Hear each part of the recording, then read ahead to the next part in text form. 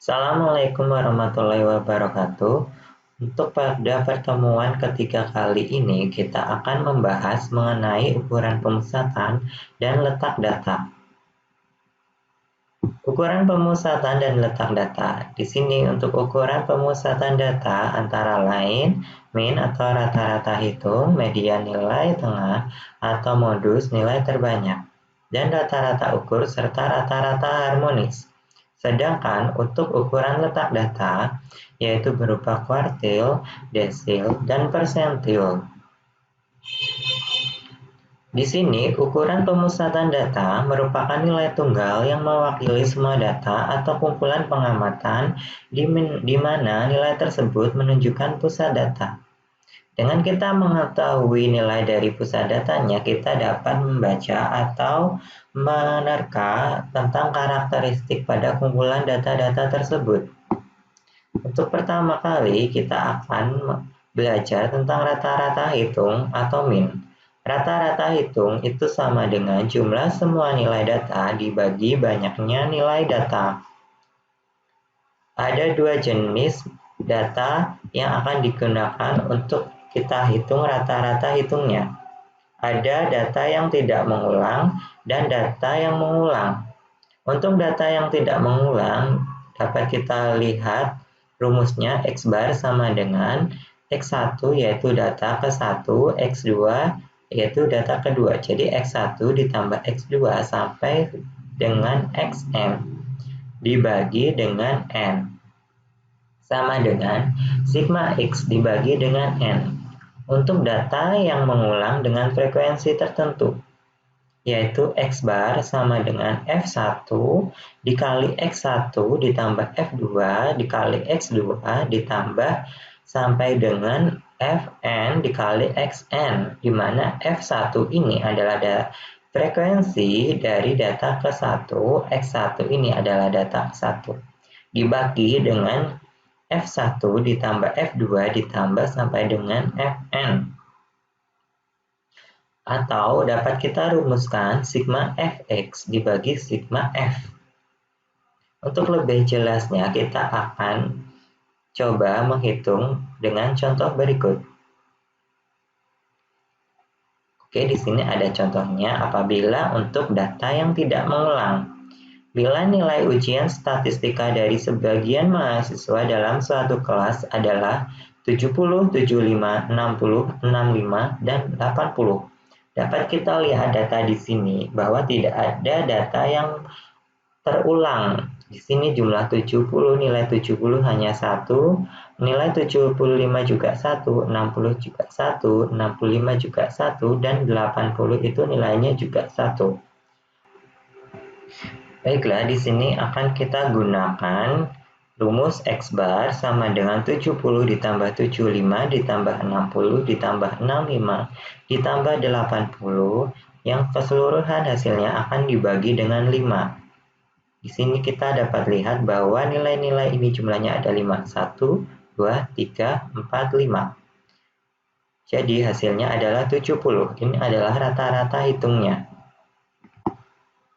Lalu, apabila untuk data yang mengulang dengan frekuensi tertentu, di sini contohnya misalkan untuk suatu ujian metodologi penelitian, mahasiswa yang mendapatkan nilai 60 ada 3 orang, yang mendapatkan nilai 65 ada 5 orang, yang mendapatkan nilai 80 ada 4 orang, yang mendapatkan nilai 50 ada 1 orang, dan yang mendapatkan nilai 95 ada 2 orang. Berapakah nilai rata-rata hitung dari sampel data tersebut? Oke, untuk itu rumusnya sama dengan X bar sama dengan sigma Fx dibagi dengan sigma F. Di sini, untuk nilai 60 akan kita kalikan dengan frekuensinya. Jadi 60 dikali dengan 3, 65 dikali dengan 5, 80 dikali dengan 4, 50 dikali 1, 95 dikali 2 hasilnya, lalu kita jumlahkan semuanya. Lalu kita bagikan dengan banyaknya frekuensi, yaitu 3 ditambah 5 ditambah 4 ditambah 1 dan ditambah 2. Maka hasilnya adalah 71. Selanjutnya, untuk data yang mengulang dengan frekuensi tertentu dengan bentuk distribusi frekuensi, seperti yang ada di bawah ini. Misalkan, untuk modal dalam jutaan rupiah, dari 40 perusahaan disajikan pada tabel distribusi frekuensi berikut di bawah ini. Berapakah rata-rata hitung dari data tersebut? Oke, di sini dapat kita lihat bahwa di sini sudah ada interval datanya, dan dapat kita lihat di sini ada 7 kelas, di mana untuk 7 kelas ini, setiap interval data kita ketahui nilai tengahnya, dan juga frekuensinya. Karena sudah diketahui nilai tengah dan frekuensinya, kita cari nilai fx-nya, yaitu dengan mengkalikan frekuensi dengan nilai tengah. 4 dikali 116 sama dengan 464. Begitu juga dengan kelas-kelas berikutnya. Setelah semuanya diketahui, kita jumlahkan semua frekuensinya atau sigma F sama dengan 40. Dan kita jumlahkan juga semua data dari Fx-nya. Jadi sigma Fx-nya sama dengan 5621. Lalu kita pakai rumus yang sebelumnya saya jelaskan, yaitu X bar sama dengan sigma Fx dibagi dengan sigma F, yaitu sama dengan 5621 dibagi 40. Hasilnya adalah 140,525. Itulah rata-rata hitungnya. Lalu kita akan masuk untuk mencari rata-rata hitung dengan metode menggunakan kode U. Nah, di sini dapat kita lihat untuk interval kelas dan nilai tengah misalnya sudah diketahui. Frekuensinya juga misalnya sudah diketahui. Nah, kita tinggal memasukkan kode U-nya. Untuk kode U, kita fokus pada nilai nolnya terlebih dahulu. Nah, di sini saya akan meletakkan nilai 0 di nilai tengah 143 atau di kelas keempat. Kita coba, jadi kalian bisa menempatkan 0 dimanapun, misal di kelas ketiga ataupun kelas kelima atau kelas keenam. Oke, kita awali dengan di kelas ke Di sini untuk kelas ketiga saya akan membubuhkan 0. Untuk itu kita akan tarik bilangan ke bawahnya, yaitu bilangan bentuknya positif, dan kita tarik ke atas bilangan-bilangan negatif. Oke, apabila 0 ini akan saya tempatkan ke kelas ketiga. Di sini ya. 0, maka kita akan menarik bilangan negatif ke atas, yaitu di sini berarti sebentar, min 1, di sini berarti min 2, lalu bawahnya 1, 2, 3, 4. Seperti itu. Dan untuk lainnya, misalkan kalian ingin mencoba di kelas kelima. Misal di kelas kelima 0, berarti ke atasnya min 1, min 2, min 3, min 4. Dan ke bawahnya adalah 1, 2. Dan seperti itu. Lalu, dari sini kita akan menghitung frekuensinya.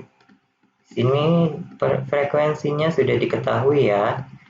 Nah, kalau sudah kode U-nya kita tetapkan, lalu kita mencari F dikali dengan U atau FU, di mana nilai dari kode U dikali dengan frekuensi. Jadi min 3 dikali 4 sama dengan min 12, min 2 dikali 5 sama dengan min 10, dan seterusnya sampai ke bawah. Lalu setelah FU untuk masing-masing kelas diketahui, kita jumlahkan semuanya, atau kita simbolkan dengan sigma FU. sama dengan min 11. Di sini kita ketahui sigma F-nya sama dengan 40. Nah, di sini untuk rumus menghitung rata-rata menggunakan kode U sama dengan X bar sama dengan X0 ditambah C dalam kurung sigma FU dibagi sigma F. Di sini X0-nya adalah nilai tengah yang kita pilih, yang telah kita pilih di mana 0 ditetapkan. Ya, jadi ini nilai tengah di mana 0 sudah kita tetapkan di nilai tersebut. Jadi 143 untuk X0. Lalu nilai C-nya di sini, kenapa nilai C-nya 9? Nilai C adalah lebar kelasnya. Dapat kita lihat kalau lebar kelasnya adalah 9. Dari 130, misal ya, di sini dari 130 ke 138. Itu ada 9 lebar kelasnya, 130, 131, 132, 133, 134, 135, 136, 137, 138. Ada 9. Lalu, setelah itu, untuk sigma F-nya, seperti yang kita hitung tadi, yaitu min 11, dan untuk sigma F sama dengan 40. Setelah itu kita hitung dengan rumus menggunakan kode U, 143 ditambah 9, lalu dikalikan dalam kurung min 11 dibagi 40. Ingat, untuk yang ada di dalam kurung kita lakukan perhitungan terlebih dahulu. Hasilnya jadinya 140,525.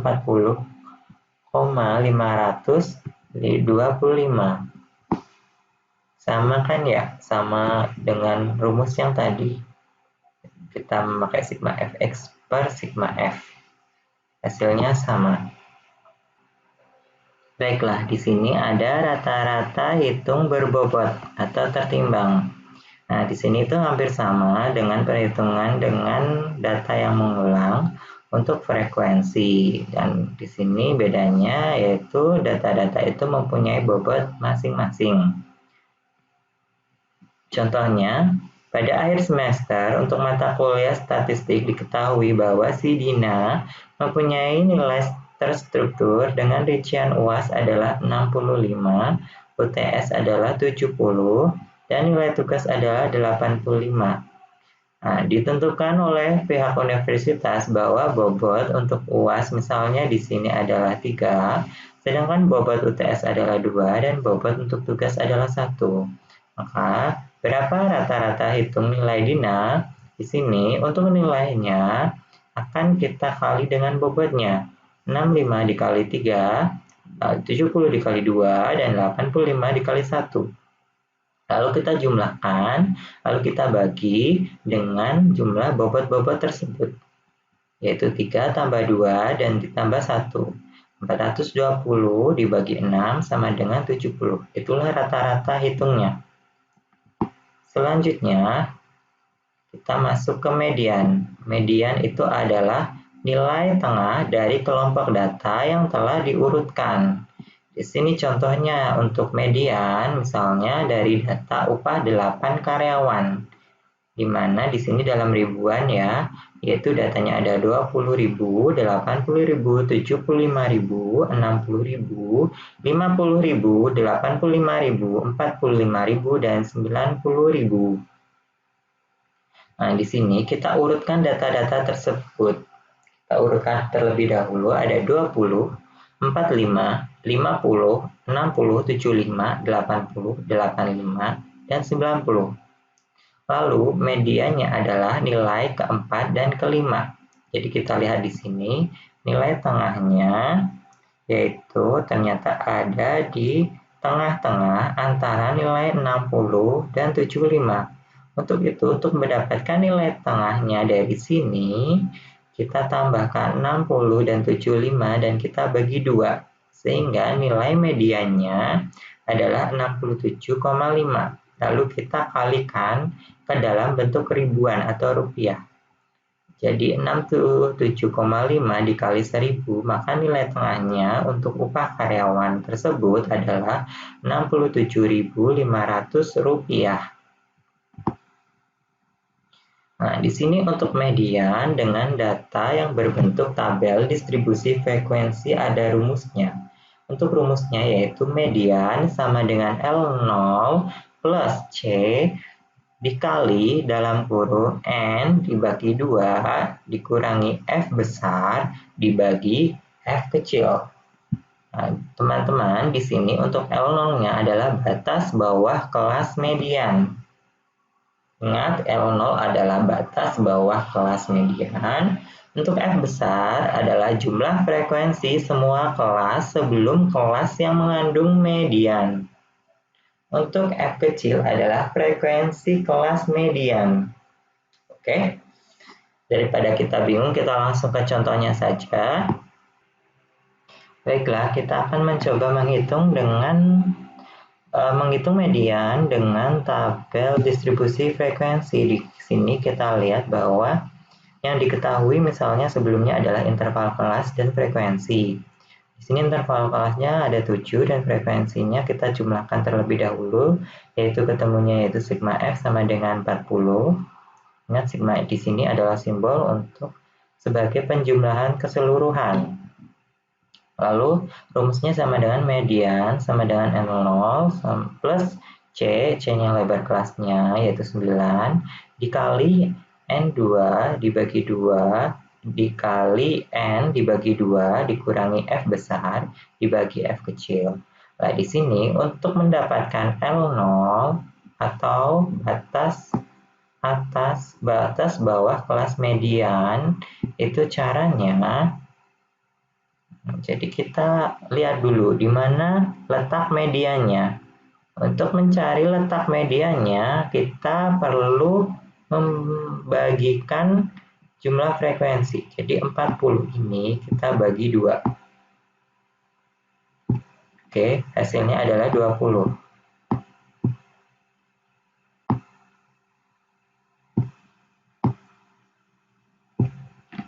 Oke, di sini sebelum kita mencari medianya, kita cari terlebih dahulu frekuensi kumulatifnya. Frekuensi kumulatifnya caranya yaitu di sini misalnya karena nilai sebelum 4 adalah 0, berarti 0 ditambah 4 sama dengan 4. Lalu untuk baris kedua yaitu dengan menambahkan 4 dengan 5. 4 tambah 5 sama dengan 9. Untuk bawahnya lagi yaitu ditambahkan lagi 9 ditambah 8 sama dengan 17. 17 ditambah 12 sama dengan 29. 29 tambah 5 sama dengan 34. 34 tambah 4 sama dengan 38. 38 ditambah 2 sama dengan 40. Nah, itu hasil dari frekuensi kumulatifnya. Oke, lanjut. Di sini dapat kita temukan ada frekuensi kumulatif. Nah, kita balik ke yang tadi. Di sini dapat kita cari di mana sih titik nilai tengahnya. Kan kita nanti mau mencari batas bawah kelas median. Berarti kita nyari titik tengahnya itu kira-kira di interval mana. Nah, karena kita ketahui 20 itu berada di frekuensi kumulatif 29. Nah, di sini. Jadi 20 ini berada antara 29. Berada di frekuensi 29.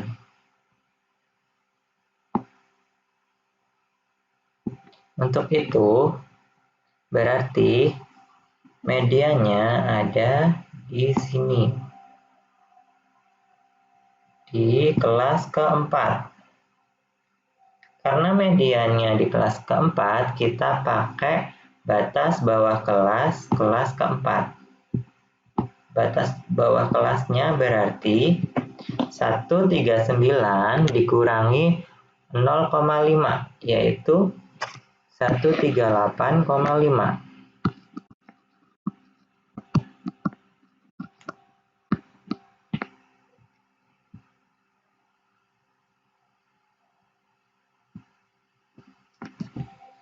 Oke. Nah, di sini 138,5 kita dapatkan dari perhitungan mediannya. Ingat, median itu nilai tengah, berarti itu dia ada di tengah-tengah dari kumpulan data. Bagaimana kita mendapatkan kelas median? Yaitu dengan membagi 40 dibagi 2, yaitu 20. Berarti di sini dapat kita lihat 20 itu ada di frekuensi kumulatif 29, di mana frekuensi kumulatif 29 itu ada di interval kelas 139 sampai 147. Nah, L0 ini adalah batas bawah kelas di kelas median. Maka kita pilih 138,5, yaitu 139 dikurangi 0,5. Kita dapat 138,5 ditambah 9, yaitu lebar kelasnya, lalu dikali dalam kurung N. N itu adalah sigma F. N di sini adalah sigma F sama aja, yaitu 40. 40 dibagi 2, 20. Dikurangi F. F-nya 17. Kenapa? Kita lihat lagi di atasnya. F besar adalah jumlah frekuensi semua kelas sebelum kelas yang mengandung median. Jadi, kelas yang mengandung median ini kan di sini ya. Frekuensi semua kelas sebelum kelas yang mengandung median. Di sini frekuensinya ada 4, 5, dan 8. Ini kita tambahkan semuanya. 4 tambah 5 tambah 8 hasilnya adalah 17. Oke, hasilnya 17. Lalu dibagi dengan F, di mana F kecil itu adalah frekuensi kelas median. Nah, dapat kita lihat di sini untuk frekuensi kelas mediannya yaitu 12. Hasilnya untuk median dengan bentuk tabel distribusi frekuensi adalah 140,75.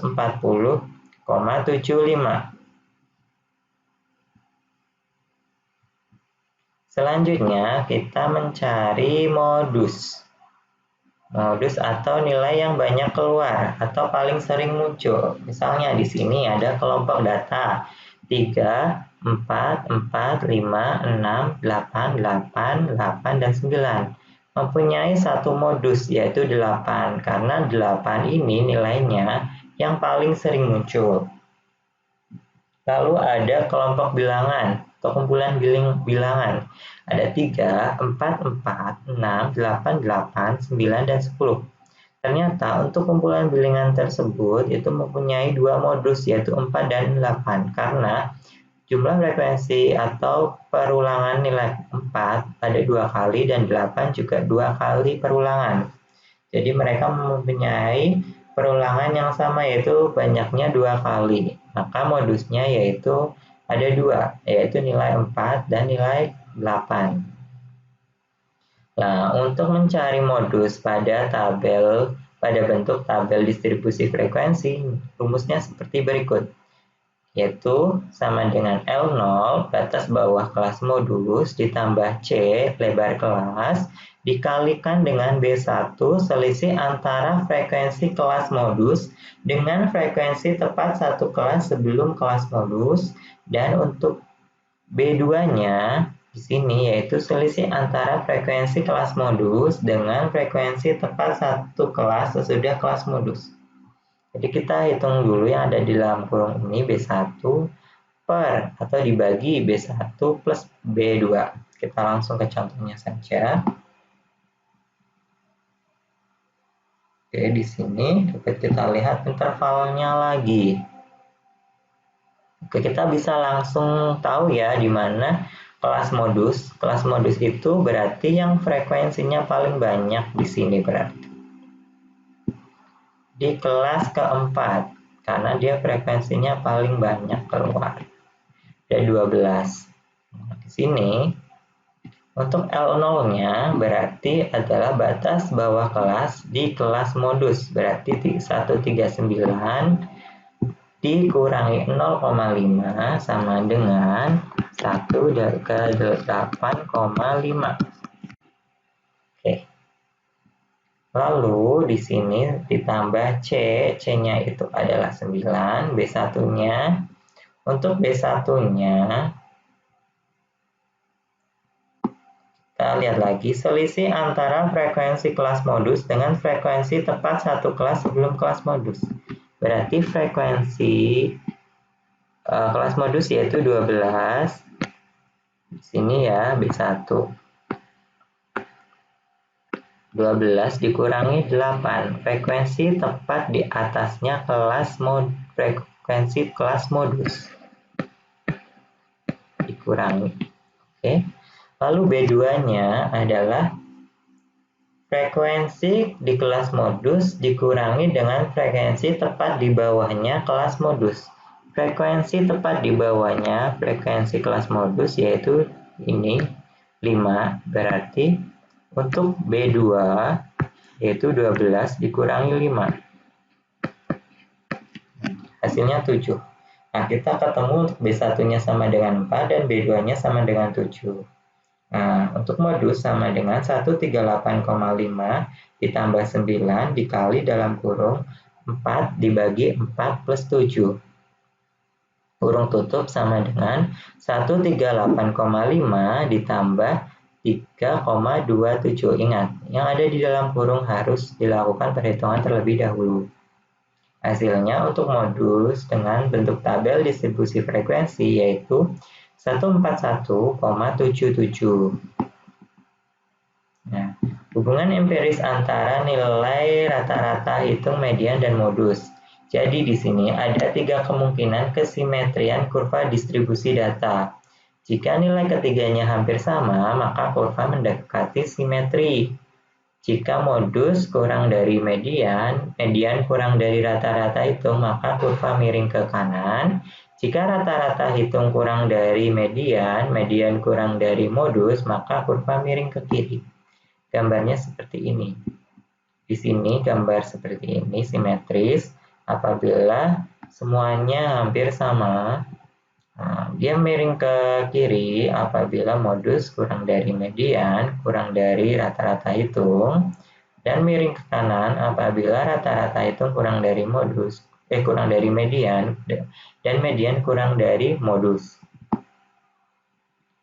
Lalu, hubungan empiris antara nilai-nilai rata-rata hitung median dan modus bisa dirumuskan seperti ini. Apabila dalam hal distribusi data tidak simetri, jadi apabila dia miring ke kanan atau miring ke kiri, maka terdapat hubungan empiris antara rata-rata hitung dengan median dan modus, yaitu rata-rata hitung dikurangi modus sama dengan 3 kali rata-rata hitung dikurangi median, atau rumusnya X bar dikurangi modus sama dengan 3 kali X bar dikurangi median.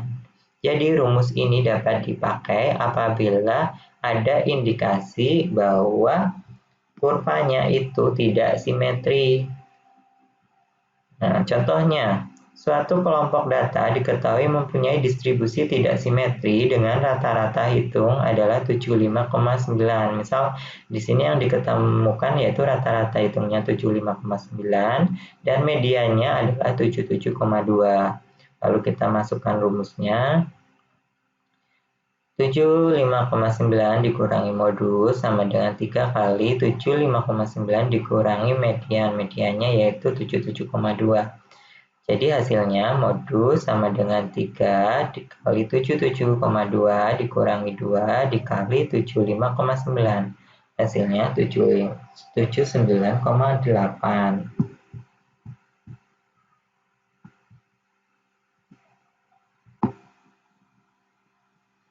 Nah, di sini untuk ukuran pemusatan itu ada kelebihan dan kekurangan. Untuk rata-rata hitung kelebihannya yaitu mempertimbangkan semua nilai, dapat menggambarkan min populasi, variasinya paling stabil, cocok untuk data homogen. Data homogen ini maksudnya adalah data-data yang mirip. Lalu kekurangannya untuk rata-rata hitung atau min adalah peka atau mudah terpengaruh nilai ekstrim. Nilai ekstrim di sini adalah nilai yang berbeda, jauh berbeda dengan nilai-nilai yang ada di kumpulan nilai tersebut. Lalu kurang baik untuk data heterogen.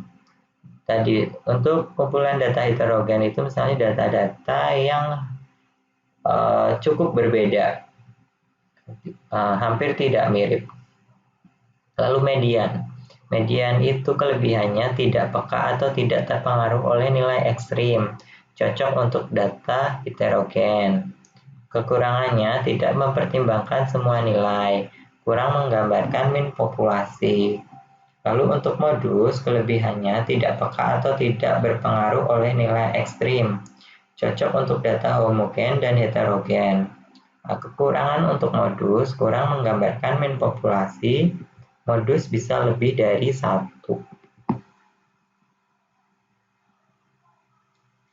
Nah, di sini ada rata-rata ukur atau geometric mean. Digunakan apabila nilai data satu dengan yang lain berkelipatan.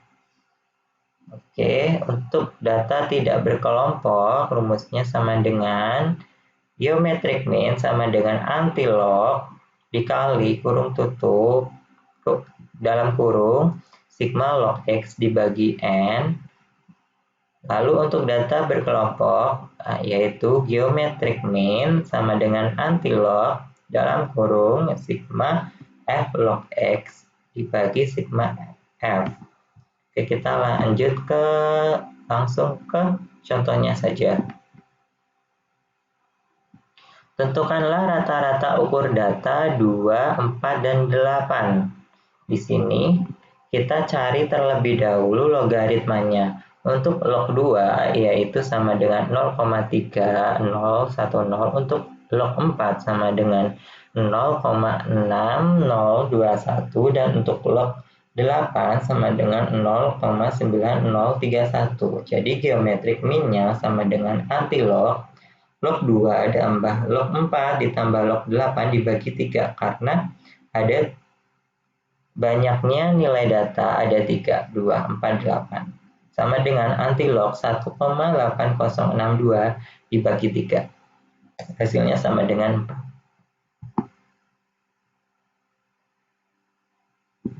Kita juga bisa menggunakan geometric mean untuk bentuk tabel distribusi frekuensi. Nah, misal untuk kelas-kelasnya, untuk interval kelas untuk tabel distribusi frekuensi, kita sudah diketahui interval kelas, nilai tengah, dan frekuensi. Maka kita cari log-nya terlebih dahulu. Di sini yaitu log X, di mana X adalah nilai tengah. Berarti log 116 sama dengan 2,064, dan seterusnya. Kita cari semua dari log X yang sudah diketahui.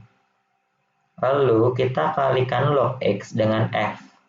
Nah, di sini F dikali log X, yaitu 2,064 dikali 4 sama dengan 8,256. Dan seterusnya kita cari. Nah, kita jumlahkan frekuensinya, seluruh frekuensinya dijumlahkan, atau sigma F sama dengan 40. Lalu kita jumlahkan seluruhnya dari F log X-nya, atau sigma F log X-nya yaitu 85,815.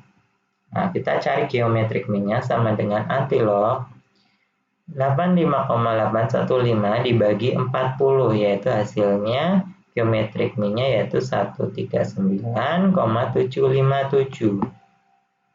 Nah, itulah cara menghitung rata-rata ukur untuk geometric mean. Lalu rata-rata harmonis biasanya digunakan apabila data dalam bentuk pecahan atau desimal. Jadi rata-rata harmonis ini digunakan untuk menghitung apabila datanya bentuknya pecahan atau desimal. Untuk data tidak berkelompok, rumusnya yaitu rata-rata harmonis sama dengan N dibagi sigma dalam kurung 1/X. Di sini N adalah banyaknya nilai datanya, lalu di sini X adalah datanya. Untuk data berkelompok, yaitu rumusnya yaitu sigma F dibagi sigma F per X. Kita langsung ke contohnya. Misalnya, tentukan rata-rata harmonis untuk data pecahan berikut, yaitu 1/3, 2/5, 3/7, dan 4/9. Maka rata-rata harmonisnya sama dengan N, banyaknya nilai data yaitu 1, 2, 3, 4, ada 4, dibagi sigma 1/X. Oke, di sini 1/1/3 yaitu sama dengan 3 ditambah 1/2/5 yaitu jadi 5/2, lalu 1/3/7 sama dengan 7/3, 1/4/9 yaitu 9/4. Nah, kita ini hitung terlebih dahulu yaitu hasilnya 10,08. Jadi 4 dibagi 10,08 sama dengan 0,397 atau kita bulatkan 0,4. Itu rata-rata harmonisnya. Nah, sekarang kita menghitung rata-rata harmonis untuk bentuk tabel distribusi frekuensi. Di sini tinggal kita bagikan frekuensi dengan nilai tengahnya atau F per X. 4 dibagi 116 sama dengan 0,034. Langsung kita drag ke bawah. Kalau kalian pakai Excel akan ketemu langsung hasilnya. Jangan lupa kita jumlahkan seluruh data dari F per X atau sigma F per X sama dengan 0,288 untuk sigma F-nya yaitu 40. Lalu rata-rata harmonisnya berarti 40 dibagi 0,288 sama dengan 138,889. Baiklah, mungkin sampai sini dulu untuk pertemuan kali ini. Kita sampai pada ukuran pemusatan data saja. Untuk selanjutnya, kita akan mencoba untuk menghitung ukuran pemusatan data menggunakan Excel. Oke, jangan lupa untuk melihat cara perhitungannya menggunakan Excel ya. Terima kasih. Wassalamualaikum warahmatullahi wabarakatuh.